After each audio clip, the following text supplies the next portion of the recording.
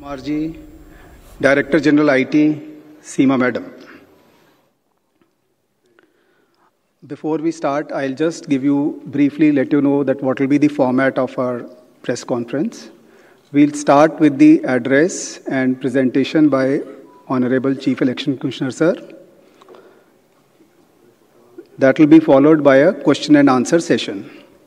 For the question and answer session, as per our previous practice, we'll be taking questions in groups of 5, and then Honorable Chief Election Commissioner would be answering in those groups. Before you ask your question, I would request you to kindly introduce yourself and the name of the organization. Thank you all. I'll request you to put your mobile phones on the silent mode. Sir.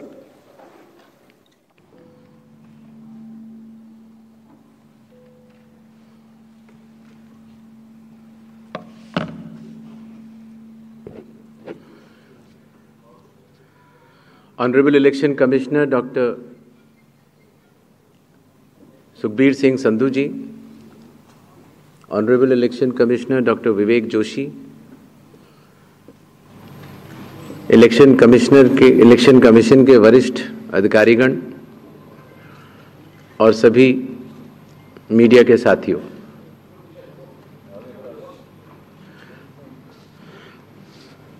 आज आप सभी के माध्यम से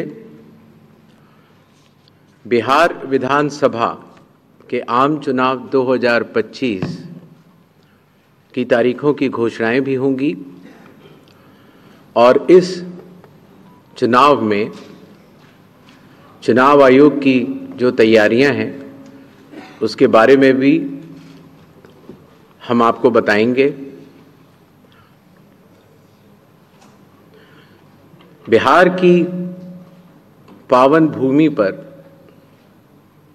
5 वर्षों के बाद अब विधानसभा के चुनाव का आगमन हो रहा है। जैसा कि आप सबको पता है, चुनाव आयोग एक संवैधानिक संस्था है और चुनाव के अपने संवैधानिक कर्तव्य को 2 चरणों में निभाती है। पहला चरण मतदाता सूची बनाना और दूसरा चरण चुनाव कराना। जैसा कि आप सबको पता है, 24 जून 2025 से शुरू हुए विशेष गहन परीक्षण के दौर में मतदाता सूची का शुद्धिकरण किया गया। इन्यूमरेशन का पीरियड 24 जून से 25 जुलाई तक रहा। 1 अगस्त को ड्राफ्ट सूची पब्लिश की गई और सभी राजनीतिक दलों को भी दी गई। 1 अगस्त से लेके 1 सितंबर तक क्लेम्स एंड ऑब्जेक्शंस का पीरियड रहा, जिसमें जिसको भी, चाहे वो मतदाता हो, चाहे वो राजनीतिक दल हो, चाहे उनके बूथ लेवल एजेंट्स हो, उनको क्लेम्स एंड ऑब्जेक्शंस देने का भरपूर समय दिया गया। और उसके बाद पात्रता का परीक्षण हुआ और 30 सितंबर को फाइनल मतदाता सूची प्रकाशित कर दी गई। फाइनल मतदाता सूची भी सभी राजनीतिक दलों को दी जा चुकी है और अभी भी अगर उसमें कोई भी इलेक्टोरल रजिस्ट्रेशन ऑफिसर से कोई गलती रह गई हो तो उसके ऊपर जिला अधिकारी के पास अपील फाइल की जा सकती है। और साथ ही साथ किसी का नाम अगर छूट गया हो तो वो नॉमिनेशन के 10 दिन पहले तक जुड़वा सकता है। नॉमिनेशन समाप्त होने पर जो भी मतदाता सूची फाइनल होगी उस पर चुनाव होंगे और उसके उपरांत कोई भी नाम जोड़ा नहीं जा सकता। अभी हाल ही में चुनाव आयोग की पूरी टीम ने और हम तीनों चुनाव आयुक्त ने बिहार का दौरा किया और दौरा करने के बाद जो सारी चीज़ें समीक्षा के उपरांत आईं, उसके तहत ये निर्णय हुआ कि आज हम आपके समक्ष बिहार के सभी मतदाताओं के लिए, सभी राजनीतिक दलों के लिए चुनाव की तारीखों का ऐलान करें। बिहार में हम लोग सभी राजनीतिक दलों से मिले, सभी जिला collectors, SPs, IG, DIGs, DGP, chief secretary, divisional commissioners, enforcement agencies, सबके साथ सीएपीएफ्स के नोडल ऑफिसर्स, सबके साथ बैठकें हुई और आपके माध्यम से बिहार की जनता को चुनाव आयोग ये बतलाना चाहता है कि इस बार बिहार के चुनाव न केवल मतदाताओं के लिए बहुत ही सुगम और सरल होंगे, न केवल पूरी चुनावी मशीनरी तत्परता के साथ मतदाताओं के साथ खड़ी रहेगी, न केवल लॉ एंड ऑर्डर की व्यवस्था पर पूर्ण निगरानी रखी जाएगी, बल्कि शांतिपूर्ण ढंग से, पूर्ण पारदर्शी तरीके से बिहार के होने वाले चुनाव शायद सबसे अच्छे चुनावों के रूप में परिलक्षित होंगे, ऐसी चुनाव आयोग की मंशा है। इसके लिए चुनाव आयोग सभी राजनीतिक दलों का, सभी मतदाताओं का और सभी मीडिया कर्मियों का भी सहयोग अपेक्षित करता है। इसके पहले कि हम तारीखों की तरफ बढ़ें, एक छोटी सी प्रेजेंटेशन है जिससे कि काफ़ी वस्तु स्थिति आप सब लोगों के भी समक्ष आएगी और जनता के भी समक्ष आएगी। Presentation please.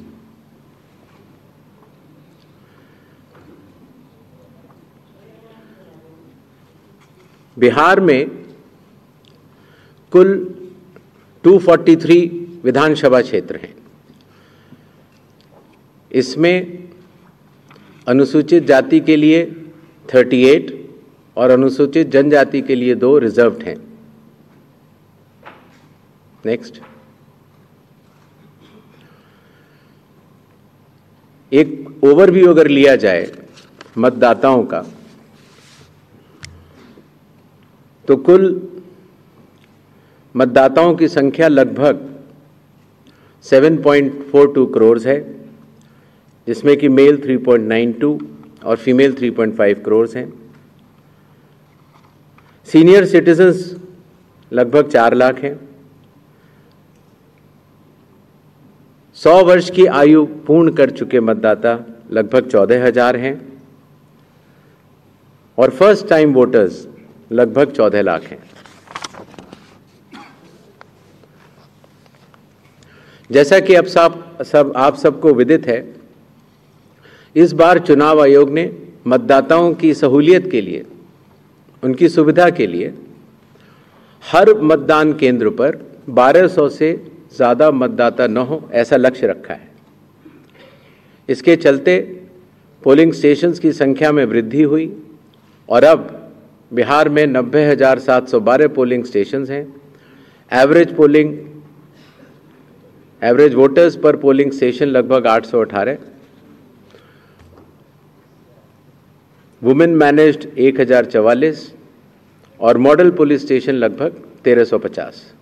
Her polling station पर वेबकास्टिंग की व्यवस्था होगी, जिससे चुनावी प्रक्रिया के ऊपर वरिष्ठ अधिकारियों का पूरा निगरानी किया जा सके। बिहार में कुछ इंटरेस्टिंग चीज़ें भी हैं। दियारा रीजन में लगभग जो 250 पोलिंग स्टेशन हैं, वहाँ घोड़े से पेट्रोलिंग होती है और इसी तरीके से लगभग 197 पोलिंग स्टेशंस में नाव के जरिए पोलिंग पार्टीज जाती हैं।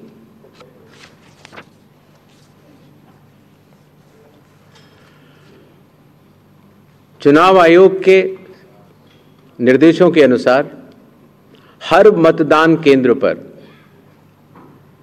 एश्योर्ड मिनिमम फैसिलिटीज प्रदान की जाएंगी, जिसमें कि पोल वॉलंटियर्स होंगे, हेल्प डेस्क होंगी, रैंप होगा, टॉयलेट्स होंगे, ड्रिंकिंग वाटर, साइनेजेस, लाइट की सही व्यवस्था और वोटर फैसिलिटेशन सेंटर।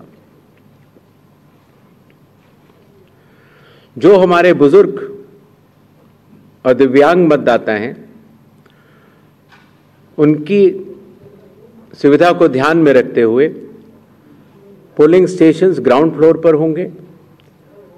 अगर रैंप है तो 1:12 के रेशियो में प्रॉपर ग्रेडियंट से बनेंगे। वॉलंटियर्स भी रहेंगे कि गैजेट नोटिफिकेशन 10 तारीख को आएगा, दूसरे का 13 को। Last date of making nominations पहले फेज की 17 को होगी, दूसरे की 20 को। स्क्रूटनी 18 और 21, 11 नवंबर ट्यूसडे। काउंटिंग 14 नवंबर को होगी और पूरी चुनावी प्रक्रिया 16 नवंबर तक समाप्त कर ली जाएगी। नेक्स्ट,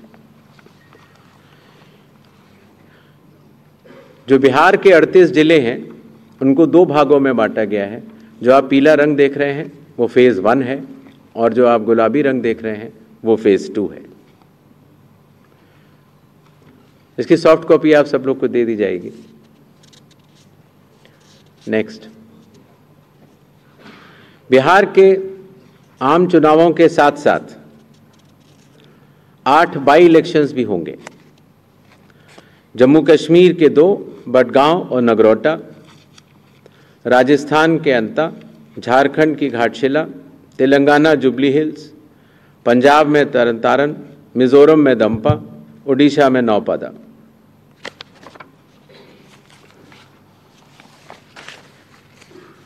इनकी तारीखें भी अलग अलग कॉन्स्टिट्यूंसी के हिसाब से यहां पर दी गई हैं। डेट ऑफ पोल लेकिन सबका 11 तारीख ही होगा और काउंटिंग 14 नवंबर को होगी। इसके साथ कुछ चीजें हम जरूर बताना चाहेंगे।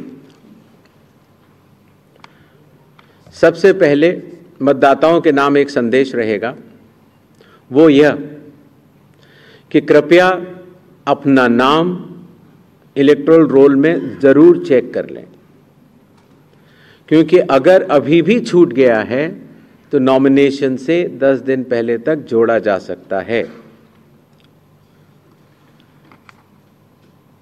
कृपया अपने पोलिंग स्टेशन के बारे में ECI नेट से जानकारी हासिल करें या अपने बूथ लेवल ऑफिसर से समझ लें। वोटिंग जब आप करते हैं, अगर बाई चांस किसी कारणवश अगर आप अपना वोटर कार्ड लाना भूल गए हैं तो 12 ऑल्टरनेटिव डॉक्यूमेंट्स होते हैं जिससे कि आप अपनी आइडेंटिटी बता सकते हैं और उसके बाद वोट डाल सकते हैं। मतदाताओं को ये विश्वास रहे कि हर पोलिंग बूथ पर AMF that is assured minimum facilities उपलब्ध होंगी। वोटर इंफॉर्मेशन स्लिप्स हर मतदाता को पहुंचाई जाएंगी। अगर आप मोबाइल लेकर आते हैं तो डिपॉजिट फैसिलिटी रहेगी, बिल्कुल निश्चिंत रहें। सर्विस वोटर्स हैं तो आपको पोस्टल बैलेट की सुविधा रहेगी। अगर आप दिव्यांग हैं या 85 प्लस ईयर्स के हैं तो आपके लिए होम वोटिंग की सुविधा दी जाएगी, बशर्ते कि आपको फॉर्म 12D भरना होगा। मतदान करने से पहले अपने प्रत्याशी के बारे में जरूर जान लें। नो योर कैंडिडेट ऐप से भी आप देख सकते हैं। और अगर कोई भी प्रत्याशी या राजनीतिक दल मॉडल कोड ऑफ कंडक्ट का वायलेशन करता है तो सी विजिल की ऐप पर आप बता सकते हैं, 1950 पर भी आप बता सकते हैं, या ऑब्जर्वर्स को भी बता सकते हैं। राजनीतिक दलों से भी निवेदन रहेगा कि वो हर पोलिंग स्टेशन पर चुनाव आयोग द्वारा पारदर्शी चुनावों के साथ सहभागिता करें और हर पोलिंग स्टेशन पर अपने बूथ लेवल एजेंट्स को नामित करें। ईवीएम और वीवीपैट का फर्स्ट और सेकंड लेवल रैंडमाइजेशन अभी होना बाकी है और उसमें जरूर भाग लें, जिससे कि फर्स्ट और सेकंड लेवल रैंडमाइजेशन की पारदर्शिता का वो अनुभव भी कर सकें। इसी तरीके से जब स्ट्रांग रूम से ईवीएम और वीवीपैट निकाली जाएंगी या वापस रखी जाएंगी तो कैंडिडेट्स की उसमें दस्तखत भी होते हैं और वो उसको सजगता से देखें। मतदान से पहले जो मॉक पोल होता है उसमें अपने पोलिंग एजेंट्स को जरूर देखने को बोलें। 90 मिनट लगभग पहले ये शुरू होता है, लगभग 50 वोट डाले जाते हैं नोटा सहित, जिससे कि ये स्पष्ट हो जाता है कि ईवीएम और वीवीपैट्स में जो भी बटन दबाए जा रहे हैं वही स्लिप गिर रही है और उसकी गणना भी की जाती है। राजनीतिक दलों से ये भी अनुरोध है कि वो जो पोलिंग एजेंट्स को नामित करें वो पोलिंग स्टेशन के अंदर ही रहें और मतदान केंद्र छोड़ने से पहले, मतदान पूर्ण जब हो जावे तो छोड़ने से पहले अपना फॉर्म 17C, जिसमें कि प्रिसाइडिंग ऑफिसर ये दस्तखत करके देते हैं कि ईवीएम में इतने वोट पड़े, लेकर जरूर जाएं। मतदान पूर्ण होने से पहले न चले जाएं। मॉडल कोड ऑफ कंडक्ट का सभी राजनीतिक पार्टियां और प्रत्याशी अनुपालन करेंगे, ऐसा चुनाव आयोग आशा करता है। और साथ ही साथ जब आखिर में जब काउंटिंग का समय आता है तो अपने काउंटिंग एजेंट्स को भी नामित करें और सजगता के साथ जो काउंटिंग हो रही है उसका भी अवलोकन करें। मीडिया से भी थोड़ा अनुरोध है। मीडिया पर्सन्स को अथॉरिटी लेटर्स दिए जाते हैं जिससे कि आप पोलिंग डे और काउंटिंग डे पर कवरेज कर सकते हैं। तो जो अथॉरिटी लेटर के साथ जो शर्तें हैं उनका अनुपालन अगर आप सहजता से करेंगे तो जनता को भी बता पाएंगे कि चुनाव की पूरी प्रक्रिया कैसी चल रही है और व्यवस्था बनी रहेगी। अगर आप पोलिंग बूथ पर जाते हैं और कुछ फोटो या खींचना चाहते हैं तो जैसा प्रिसाइडिंग ऑफिसर के जो भी निर्देश होंगे उनका आप लोग जरूर पालन करें। और आखिरी और सबसे महत्वपूर्ण, वैसे तो आप सब लोग समझदार हैं, लेकिन फिर भी आजकल के इस युग में अगर कोई भी मिस इन्फॉर्मेशन अगर आपके थ्रू कोई प्रोपोगेट करना चाहता है तो उसको बिना वेरीफाई किए आगे न बढ़ाएं। और ख़ास तौर से अगर आपको लगता है कि वो गलत इन्फॉर्मेशन है तो उसको अगर आप सूचित कर देंगे 1950 पर या सी विजिल पर तो उस पर एक्शन भी लिया जा सकता है। इन्हीं छोटे शब्दों के साथ बिहार का चुनाव बिहार के मतदाताओं को और सभी राजनीतिक दलों को और आने वाले प्रत्याशियों को सबको बहुत बहुत शुभकामनाएं। धन्यवाद। Thank you, sir. So can we start with the question and answer session? Yes, please. As I already informed, we'll be taking questions in groups of 5 and then sir will be answering. Another request is kindly बिहारमध्ये आता 6 आणि 11 नोव्हेंबर अशा 2 टप्प्यांमध्ये मतदान होणार आहे। तर 14 नोव्हेंबरला मतमोजणी होणार आहे। 243 जागांसाठी 2 टप्प्यांमध्ये मतदान होणार आहे। थोड्या वेळापूर्वीच निवडणूक आयोगानं या तारखा जाहीर केलेल्या आहेत। त्यामुळे बिहारमध्ये अखेर निवडणुकीचं रणशिंग फुंकलं गेलेलं आहे। 2 टप्प्यांमध्ये बिहारच्या निवडणुका होणार आहेत। 6 नोव्हेंबरला पहिला टप्पा तर 11 नोव्हेंबरला दुसऱ्या टप्प्याचं मतदान पार पडेल। पहिल्या टप्प्यामध्ये 121 जागांसाठी तर दुसऱ्या टप्प्यामध्ये 122 जागांसाठी मतदान होणार आहे। तर 14 नोव्हेंबरला मतमोजणी होणार आहे। थोड्या वेळापूर्वीच मुख्य निवडणूक आयुक्त ज्ञानेश कुमार यांनी याबाबतची घोषणा केलेली आहे। 243 जागांसाठी 2 टप्प्यात म्हणजेच 6 नोव्हेंबर आणि 11 नोव्हेंबरला मतदान होणार आहे। 14 नोव्हेंबरला मतमोजणी असेल।